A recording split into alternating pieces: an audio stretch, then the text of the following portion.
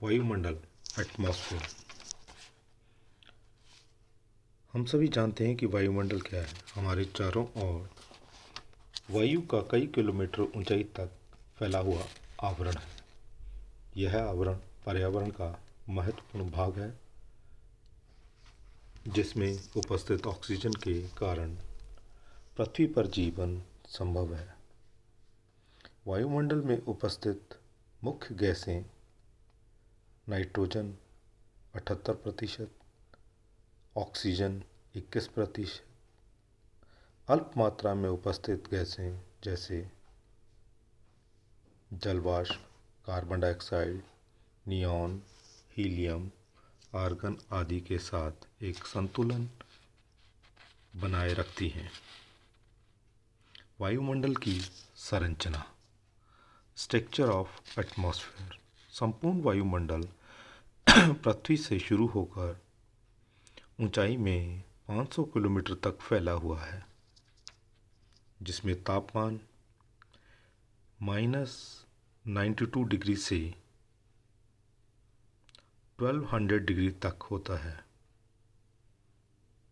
इसमें वायु की अनेक परतें पाई जाती हैं, जिसके आधार पर इन्हें 5 भागों में विभाजित किया जा सकता है। नंबर 1,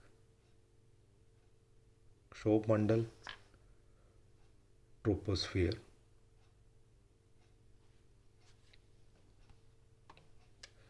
यह वायुमंडल का सबसे निचला स्तर है। वह पृथ्वी की सतह से 11 किलोमीटर ऊंचाई तक फैला हुआ है। इसमें अधिक मात्रा में धूल कण, जलवाष्प व बादल रहने के कारण मौसमी घटनाएं प्रखर रूप से इसमें होती हैं। संवहनीय हवाएं वह इसी भाग में चलती हैं। वह इसमें किसी भी प्रकार के प्राकृतिक व अप्राकृतिक परिवर्तन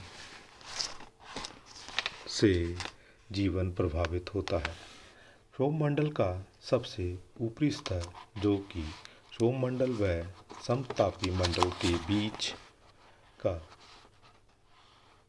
संक्रमण स्थिति वाला भाग है, क्षोभ स्तर कहलाता है।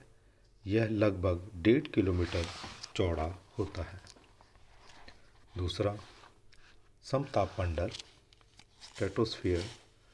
क्षोभ स्तर के ऊपर लगभग 13 किलोमीटर से 40 किलोमीटर तक का क्षेत्र समताप मंडल कहलाता है। इस भाग में बादल बिल्कुल नहीं होते हैं तथा जलकण व जल वाष्प भी अल्प मात्रा में होती है। यह संवहनीय वायु, टर्बुलेंट विंड्स के स्थान पर क्षैतिज प्राकृतिक हवाएं बहती हैं। वायुमंडल दाब बहुत न्यून हो जाता है। यहाँ आंधी, तूफान, गर्जन आदि नहीं होते। तीसरा, ओजोन मंडल ओजोनस्फीयर। पृथ्वी से 40 किलोमीटर से 50 किलोमीटर तक ऊपर का भाग ओजोन मंडल कहलाता है, क्योंकि इस स्तर में ओजोन गैस की अधिकता होती है। इस स्तर में सूर्य से आने वाली हानिकारक पराबैंगनी किरणें, अल्ट्रावायलेट लाइट्स को ओजोन गैस द्वारा सोख लिया जाता है तथा यह परत मानव जीवन के लिए एक महत्वपूर्ण रक्षा कवच का कार्य करती है। इसे समताप स्तर स्ट्रेटोस्फेयर के अंतर्गत भी लिया जाता है। नेक्स्ट, मध्यमंडल मीजोस्फीयर। लगभग 50 किलोमीटर से 85 किलोमीटर तक का भाग मध्यमंडल कहा जा सकता है। इसके निचले हिस्से में ओजोन घनत्व अधिक होता है, अतः ओजोन परत का कुछ भाग इस परत में भी होता है। आयन मंडल, आयनोस्फीयर, यह क्षेत्र 85 किलोमीटर से लगभग 320 किलोमीटर तक का होता है। इस मंडल में पराबैंगनी किरणों और सूर्य विकिरणों की अधिकता के कारण वायुमंडलीय गैसें आयनिक अवस्था में रहती हैं। इसी कारण इस क्षेत्र को आयन मंडल कहते हैं। यहाँ तापमान अनिश्चित रहता है।